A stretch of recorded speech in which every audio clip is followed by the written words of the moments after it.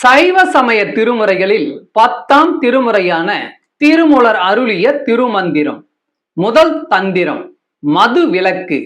பாடல் 327. நம் உள்ளே ஊறும் மது. வாமத்தோர் தாமும் மது உண்டு மாள்பவர், காமத்தோர் காமக்கள் உண்டே கலங்குவர், ஓமத்தோர் உள்ளொளிக்குள்ளே உணர்வர்கள், நாமத்தோர் அன்றே நணுகுவர் தாமே. வாமத்தோர் தாமும் அது உண்டு மாள்பவர், காமத்தோர் காமக்கள் உண்டே கலங்குவர், ஓமத்தோர் உள்ளொளிக்குள்ளே உணர்வர்கள், நாமத்தோர் அன்றே நணுகுவர் தாமே. விளக்கம்: தீயவர்கள்தான் மது அருந்துகிறார்கள், அதனாலேயே சீக்கிரம் சாகிறார்கள்.